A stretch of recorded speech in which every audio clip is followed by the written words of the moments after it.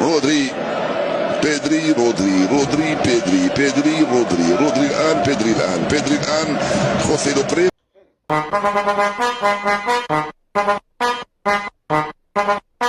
Mambo. Chopper. Doggy style. No te canses.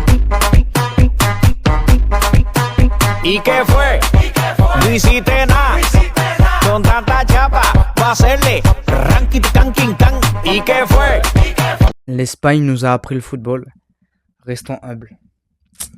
Salut à tous les amis. Je fais cette vidéo le lendemain, malheureusement, de la défaite 2-0 contre l'Espagne. Je vous avoue, j'ai pas voulu le faire de suite après parce que déjà je travaillais tôt, à 5h45, donc je devais me lever tôt, etc. Et même j'étais vraiment énervé. C'est pas par rapport à la défaite. En soi, la défaite, ok, c'est une défaite, voilà, ça arrive. Mais c'est surtout de quelle manière on a perdu, vous voyez. Et surtout avec l'équipe qu'on a, je trouve que c'est pas normal. Comme le dit Ryan Cherki en interview, ils ont pas joué leur jeu. En fait, il a dit exactement, on n'a pas joué notre jeu. Si on aurait joué notre jeu, on aurait gagné. Et je vais faire une petite nuance par rapport au fait aussi que, comme par hasard, là, c'est la seule fois où il envoie Ryan Cherki avec Didier Deschamps. J'ai pas envie de faire de drama ou quoi, mais je vais en parler juste après. Mais voilà, donc il a raison, Ryan Cherki. Fallait jouer notre jeu, on n'a pas joué notre jeu. Même Mbappé, après l'interview, il a dit. Mais voilà, je suis assez dégoûté. Voilà, enfin, en tout cas, c'est pour cette raison que j'ai pas fait aussi tout simplement le débrief juste après le match.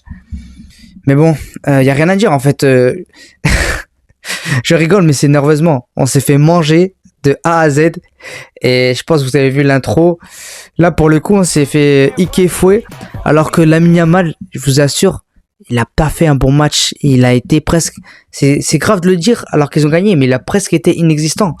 Parce que Lamine Yamal, et les amis, quand on regarde Lamine Yamal, il a réussi à passer... En fait, ce qui est grave avec Lamine Yamal, c'est qu'il a fait un mauvais match, mais en même temps, c'est lui qui a permis de gagner le match. Parce que il y a eu penalty de Lucas Digne, provoqué par Lucas Digne, et il a très bien joué son coup, Lamine Yamal. Je vais vous mettre en image, on l'a très bien vu. En fait, à peine il touche Lucas Digne, et tout simplement, Lamine Yamal se jette. Mais il a bien joué. Après, on peut discuter, oui, de l'arbitrage par rapport à la main. Mais de ce que j'ai vu au ralenti, apparemment, il touche d'abord l'épaule et après, apparemment, la main. Mais bon, c'est vrai que pour moi, il y a quand même s'il y a épaule, automatiquement, c'est considéré comme main. Donc, c'est vrai que ça se discute. Mais bon, à partir de ce moment-là, quand tu vois que Lucas Digne n'a même pas pris le temps de prendre la prise d'information, le mec... je sais pas en fait s'ils ont communiqué les défenseurs ou même Mac Maignan, parce que je pense que c'était sous l'adrénaline et il s'est dit allez, il était encore loin. C'est vrai qu'au début il était encore loin, mais en fait je pense en fait il a accéléré le jeu et c'est là où en fait il a fait la faute. Donc voilà, Lamine Yamal il a fait un mauvais match, mais en même temps c'est grâce à lui que l'Espagne met son premier but. Donc voilà, but d'Oyarzabal. Oyarzabal, pour une fois, il a pas bégayé devant les buts parce que les deux derniers matchs, il avait bégayé devant les buts.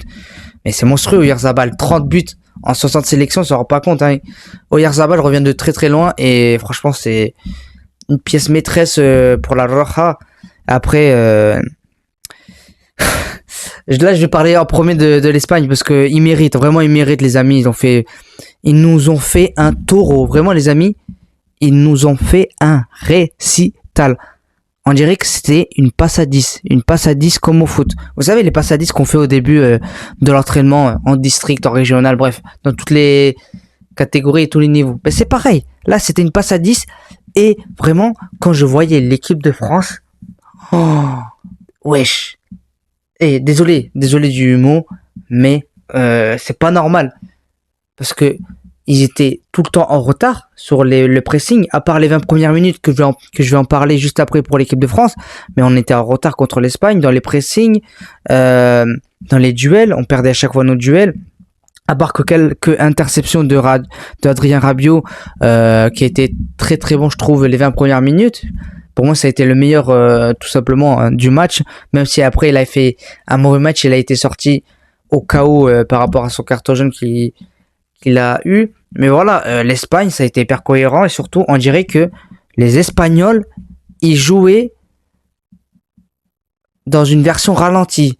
C'est-à-dire que les joueurs de l'équipe de France, en fait, on dirait qu'ils les regardaient venir vers eux ou tout simplement jouer au ralenti. On dirait que c'était trop simple pour eux. Genre, vraiment, les déplacements dans les demi-espaces, même Oyarzabal qui revient défendre. Pareil pour Lamine Yamal. Mais là, c'était sur tout le match. Sur tout le match, ils ont fait que revenir défendre, même les espaces provoqués par l'Espagne. Unai Simon. Oh là là, les amis, Unai Simon, c'est monstrueux. Les anticipations, je me rappelle encore les seules fois où Pau Cubarsí et Aymeric Laporte, et on va en parler juste après, se sont fait prendre. Incroyable comment Unai Simon a anticipé les appels de Mbappé, de Dembélé, les sorties de Unai Simon, c'est monstrueux. Non, franchement, y a rien à dire, magnifique. Mais en vrai, indirectement, je suis content d'avoir perdu contre cette équipe. Je suis pas content d'avoir perdu, mais je suis content d'avoir perdu contre cette équipe parce que c'est magnifique. Leur jeu, vraiment, c'était pur. C'était trop facile pour eux. Vraiment, malheureusement, c'est triste à dire, mais voilà. Pour parler de Pau Cubarsí et Aymeric Laporte, Pau Cubarsí, lui, il était en retrait, il couvrait, magnifique. Aymeric Laporte, à chaque fois, je me rappelle d'une action où Michael Olise essaye de faire la passe et Aymeric Laporte anticipe la passe et bloque la passe pour tout simplement pour, si je me trompe pas, c'est pour Dembélé. Non, c'est magnifique. En fait, Pau Cubarsí est resté en arrière et Aymeric Laporte, lui, est monté. Et après, au cas où, il y avait quand même Cucurella. On va parler Cucurella. Et le Real Madrid, au passage, vous avez fait une recrue incroyable, vraiment topissime. Cucurella, monstrueux. Ce mec, en fait, les amis, il est hyper petit. Il doit faire 1m72, 1m73 grand max. Mais il est physique, il est technique. Il est très bon défensivement, il est très bon offensivement. Et qu'est-ce qu'il est vicieux. Oh, on dirait un Argentin. Il est vicieux de chi vicieux. Ouais, désolé pour l'expression, mais je pense que c'est ça. Non, c'est magnifique. Cucurella, il a été monstrueux. De toute façon, pour moi, c'est le MVP du match. Et aussi, pour moi, c'est le meilleur joueur de l'équipe espagnole de la Roja avec Rodri. On va en parler juste après, mais là, on termine sur les défenseurs. Pedro Porro, oh là là. Pedro Porro, il a bien joué. Regardez, les amis, regardez les latéraux des Espagnols, comment ils sont montés haut et sont revenus haut. Eux, ils ont vraiment joué une vraie demi-finale. Nous, je sais pas pourquoi, je vais expliquer juste après, mais on s'est fait manger, surtout les latéraux. J'ai parlé juste en amont la faute de Lucas Digne, mais Lucas Digne, je vais en parler juste après parce que là je termine sur l'Espagne, mais monstrueux, ils nous ont appris le football. Pedro Porro, voilà, but de Pedro Porro, pardon. Offensivement c'est monstrueux, il a marqué. Défensivement c'est monstrueux. Dur sur l'homme, il a perdu très peu de duels. Qu'est-ce que tu veux leur dire? Là, qu'est-ce que tu veux leur dire? Ouais, mais en phase de poule, vous avez fait 0-0 contre le Cap-Vert, etc. Mais on s'en fout. Vraiment, on s'en fout, les amis. Et, en fait, il y en a beaucoup qui parlent des phases de poule. Mais, c'est vraiment incroyable parce que, je vous rappelle, les vidéos de Riles, n'hésitez pas à aller le voir. Comme si, il avait besoin de pub. Ouais, avec mes 130 abonnés, je suis très fier au passage. Merci des 130 abonnés. Vraiment, c'est incroyable. Il a dit, les phases de poule, ça veut rien dire. Moi, entre guillemets, c'est pas moi mais je le savais déjà. Mais voilà, ça s'est confirmé. Regardez, ils sont en finale. J'espère que là, ce sera contre l'Angleterre par l'Argentine. Mais voilà, c'est monstrueux. Non, il y a rien à dire. Donc, c'est monstrueux. Maintenant, on va parler de... D'abord, on va parler de Fabien Ruiz et après Rodri, parce que Rodri, il y a des trucs à dire, il y a beaucoup de choses à dire. Fabien Ruiz, oh là là, Fabien Ruiz. À part l'action qu'il a ratée là, dès la 9e minute, franchement, non, dès la 57e seconde même, où il rate tout simplement le cadre. Il a été monstrueux, même physiquement. Il revient de blessure, donc franchement, très intéressant Fabien Ruiz. De toute façon, on le sait, avec le PSG, il est monstrueux. Là, il a été monstrueux pareil. Mais imaginez, attendez, juste imaginez les amis. Attendez, regardez, écoutez bien. double Ligue des Champions, Euro 2024, et là, il fait Coupe du Monde 2026. Astaghfirullah. Et les amis, je pense qu'on pourra commencer à en parler de Fabien Ruiz, en fait, dans les meilleurs milieux all-time, je vous le dis, parce que ce qu'il fait avec le PSG, avec la Roja, c'est monstrueux. Fabien Ruiz, en fait, ce que j'aime bien, c'est que, comme je vous ai dit, c'est sa zone préférentielle, les demi-espaces, et voilà, il a été monstrueux dans les demi-espaces, même au milieu, il a été excellent. C'est lui qui, à chaque fois, où Rodri c'est un peu le buffle, vous voyez, même si techniquement c'est monstrueux, ben lui, Fabien Ruiz, c'était un peu plus le mec qui allait vers l'avant, qui essayait de rentrer dans la surface de réparation du gardien. C'est un peu le renard des surfaces pour essayer de marquer. Mais non, j'ai bien aimé. Il y a rien à dire, en fait, il y a rien à dire. Maintenant, on va parler de Rodri. Oh, les amis, Rodri. Oh là là là là là là là là. Rodri. Là, c'est Rodri, Pedri, Rodri. Oh, comment ils nous ont traumatisés, c'est trop. Rodri, il a été monstrueux, il a été sur tous les duels. C'est lui qui prenait à chaque fois les coups francs. Offensivement, c'était quand même monstrueux, techniquement monstrueux. Il a plus de 99 ou 98% de passes réussies. Non, en fait, il y a rien à dire. Rodri, c'est le patron et on comprend pourquoi il a le ballon d'or. Attention, Dembélé. Après, il faudra discuter pour le ballon d'or, mais ça, on aura le temps d'en parler. Mais attention pour le ballon d'or, les amis. Attention. Parce que là, les Espagnols, s'ils gagnent la Coupe du Monde, ils pourront parler. Parce qu'en vrai, s'ils gagnent pas la Coupe du Monde, entre guillemets, à la fin, ça sert à rien, tu vois. Autant se faire éliminer dès maintenant. Le mec, il a le seum. Non. Après, voilà, comme j'ai dit, Lamine Yamal, pour moi, il a été presque inexistant. J'en vois beaucoup quand même qui disent que, ouais, il a pas été inexistant. Si, faut arrêter de dire qu'il a pas été inexistant. Je l'ai pas vu du match. En vrai, oui, c'est vrai qu'il a fait quelques percé, il a été percutant, mais bon, c'est pas le Lamine Yamal à 100%, donc pour moi, c'est pas, franchement, il a pas été incroyable, vous voyez, mais bon. Après, c'est comme ça, mais voilà, après Dani Olmo, le match de Dani Olmo, oh lolo, les amis. En fait, Dani Olmo, c'est un peu le Afrit, pour ceux qui comprennent. Comment dire, de l'Espagne, parce qu'en fait, c'est le mec qui va vous faire croire que dos au jeu il peut rien faire, ou il va juste faire une remise, ou peut-être aller un petit contrôle orienté, mais en fait c'est le mec en un appui ou en un dribble, en une orientation du corps, il vous élimine. Mais c'est pas en 4 ou 5 dribbles comme Lamine Yamal, Neymar, Mbappé, etc. ou Vinicius. Non, lui c'est vraiment le mec efficace dans ses contrôles, dans ses retournements, etc. Dans ses contrôles orientés, c'est magnifique. Et surtout, oh là là, le mec je me rappelle encore des actions où il revient carrément du côté de Cucurella et l'apporte pour prendre le ballon, pour amener l'équipe tous ensemble. Et l'équipe espagnole commence à monter haut, bloc haut. Oh là là, mais vas-y, Dani Olmo, c'est vraiment le mec qui... Vous voyez qu'on voit sa tête, on se dit, tu vois, non, je le critique pas physiquement, je le dis juste en mode, c'est pas lui qui va être technique et tout, pas du tout, mais regardez comment les techniques, c'est trop, y a rien à dire. Franchement, Baïnia, c'est pas lui qui m'a fait peur, il a été un peu discret, mais voilà, il a été bon défensivement, en vrai, il y a quelques actions offensives, mais voilà, après, les amis... En fait, ce qui me fait la peine, c'est que quand vous voyez les statistiques, les amis, au total, en termes d'XG, on est à 0,31 d'XG au total. Et pour eux, 1,63. On s'en rend pas compte, ils nous ont mangé. Et ça, je l'ai dit dans la vidéo prono, donc n'hésitez pas à aller la voir. Vraiment, en vrai, n'hésitez pas à aller la voir parce qu'en vrai, elle est drôle. Je vous le dis, elle est drôle. Vous allez voir, et même... j'ai passé beaucoup d'heures là-dessus, etc. Vous allez voir. Bon, malheureusement, mon prono, il a été... caduque. Mais voilà, comme je l'ai dit dans ma vidéo prono, le nerf de la guerre, voilà, c'est le nerf de la guerre, c'est quoi? C'était le milieu. Et voilà, on s'est fait manger au milieu. Ils étaient à 3 au milieu. Et nous, tout ça, pendant les phases offensives, bien sûr, hein. Sinon ils étaient que 2 l'Espagne. Mais voilà, comme j'ai dit, c'était le nerf de la guerre, le milieu, et on s'est fait tout simplement manger. Donc voilà, quand tu vois que un Rodri, Fabien Ruiz, Dani Olmo est au-dessus d'un Tchouaméni et d'un André Rabiot, voilà, voilà, je l'ai dit, ils nous ont mangé.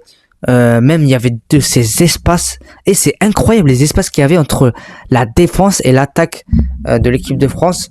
Après, ils s'étonnent que ils ont le temps de contrôler, de boire un café, de dire salut, ça va, tranquille, de repartir, de faire un aller-retour Bordeaux-Paris. Non mais les amis, s'ils ont le temps de faire tout ça, on s'étonne pas qu'après on se mange 2-0 dans la face. Faut se le dire clairement. Mais bon, maintenant, alors qu'en soi, les amis, quand on voyait le nombre de possessions de balles, en soi, sur ça, on a été bon quand même, parce qu'ils sont qu'à 51% et nous 49%. Donc c'est quand même très très équilibré. Mais bon, malheureusement, c'est triste. Maintenant, on va parler de l'équipe de France.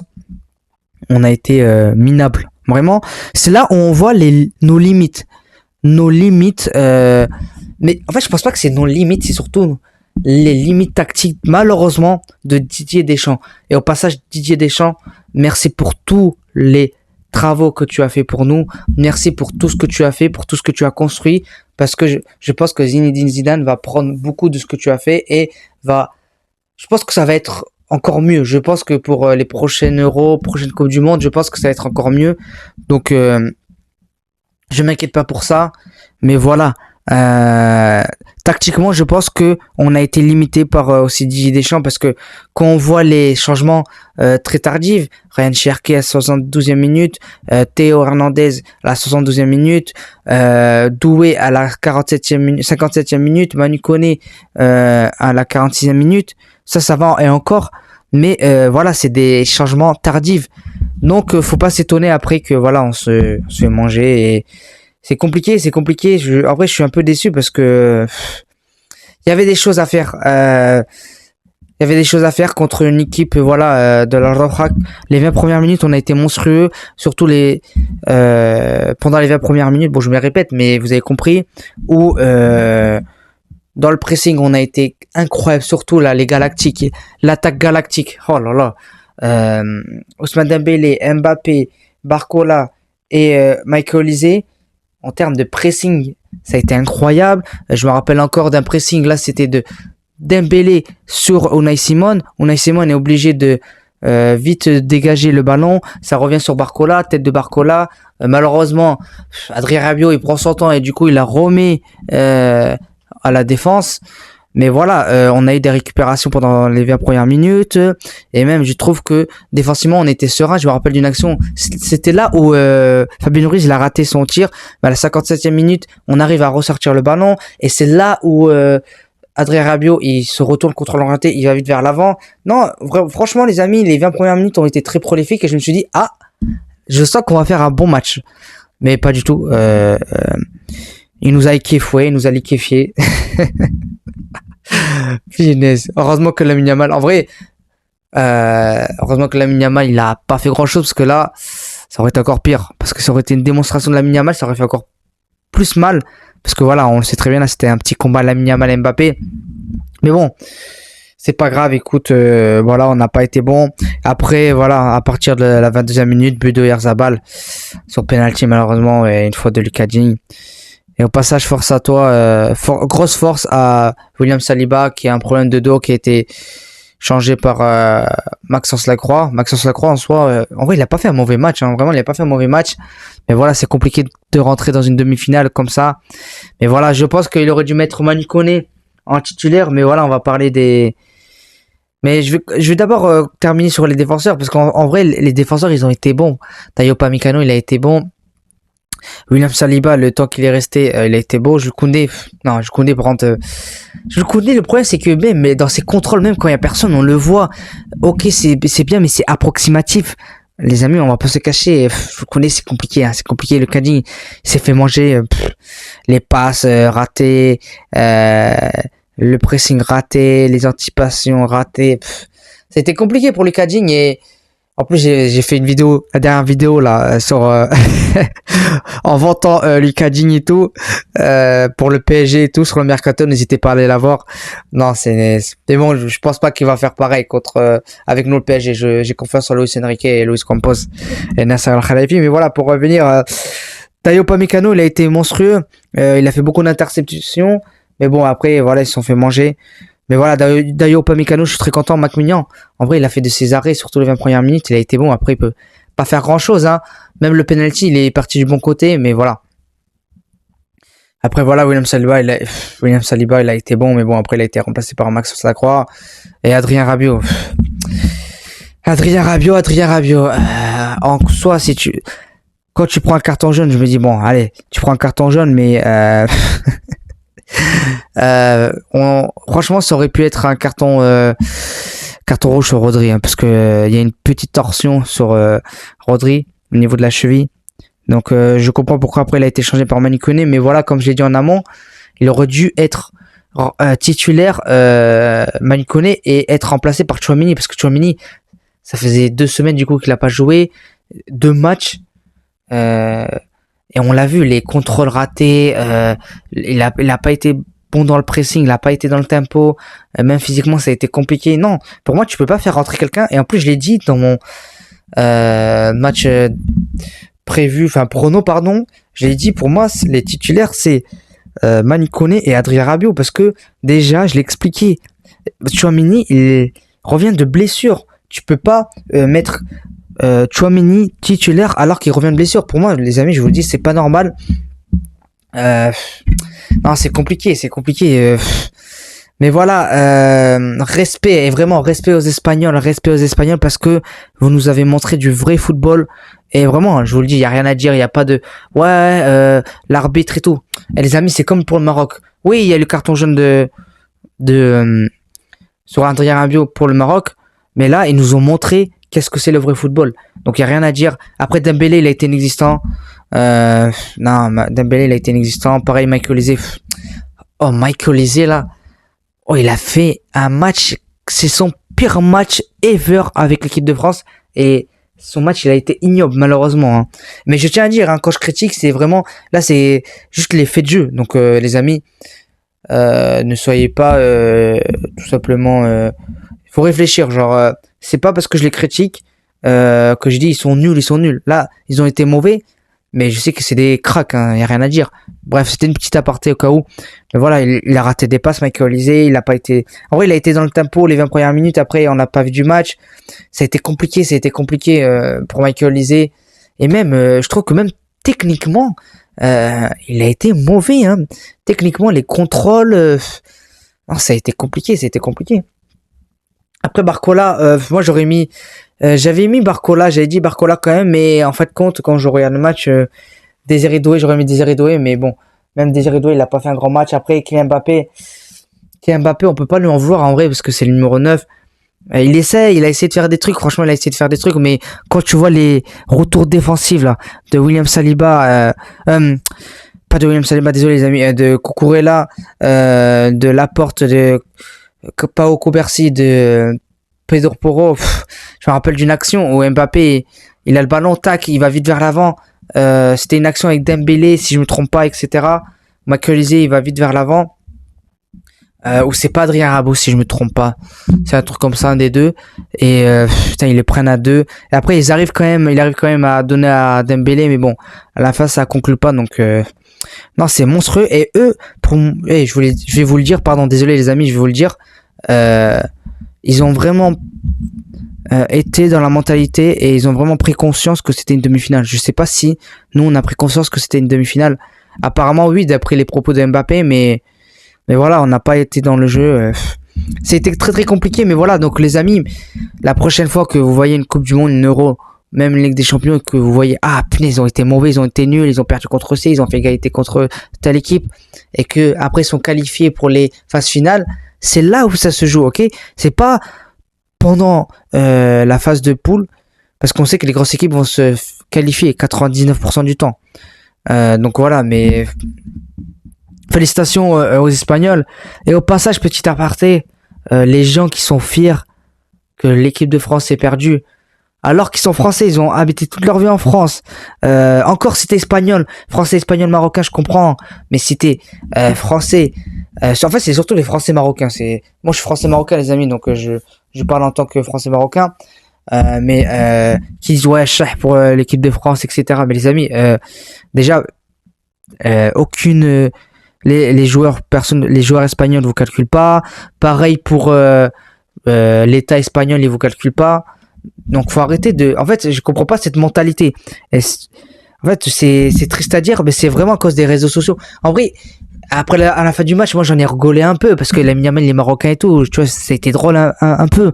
Mais faut arrêter de mettre un pressing constant sur l'équipe de France et être fier que l'équipe de France est perdue. C'est vraiment grave. En fait, vraiment, ce que j'ai remarqué chez les Français, surtout chez nous les binationaux, mais chez les Français aussi, hein, il y a beaucoup de Français qui sont pas binationaux, qui parlent comme ça. On dirait qu'on n'est pas fiers de notre France. On n'est pas assez patriotes, vous voyez. Il faut brandir, c'est ça, on dit brandir, si je me trompe pas, ou brandir, ou brandi. Ouais, brandir, normalement, c'est ça, faut brandir le drapeau de l'équipe de France comme il fait Thibaut Inchep dans ses vidéos. C'est pour ça qu'il a des polémiques, mais on est français, faut être patriote, faut tous se rassembler, tous ensemble, les amis, together. Et j'allais sortir une ref de mes cours et tout. Non, c'est trop. Le mec, il est matrixé par ses cours. Voilà, c'était une petite aparté. Faut être fier de l'équipe de France. L'équipe de France nous a... oui, faut être fier de l'équipe de France, bien sûr, mais faut être fier d'être français. La France nous a tout donné. On vit dans de bonnes conditions. Bon, pas partout, malheureusement, mais voilà. Faut arrêter de critiquer. En plus, généralement, quand tu leur demandes pourquoi tu critiques la France, ils vont dire ouais, j'aime pas, etc. Mais après, maintenant, je vais vous dire quand même, je comprends. Il y a une partie où je comprends. Bon, ça c'est pas politique, c'est par rapport à la religion, tout ça. Je vais pas en parler ici, mais il y a une partie où je comprends pourquoi ils critiquent. C'est même pas l'équipe de France, en vrai, c'est un peu l'État français, mais bon, c'est pas. Bref, en vrai, on pourra en parler dans une autre vidéo où je créerai une chaîne, etc. Mais voilà, faut être fier d'être français. Donc voilà. Bref, en tout cas les amis, ça sera tout pour cette vidéo. J'espère que vous avez aimé. Et au passage, malheureusement ils nous auront fouet. C'est triste à dire. Mais voilà. En tout cas, félicitations encore aux Espagnols. Et puis voilà. Bref, allez sur ce les amis. Je vous dis à plus. Allez, ciao la team. Doggy style. Pow.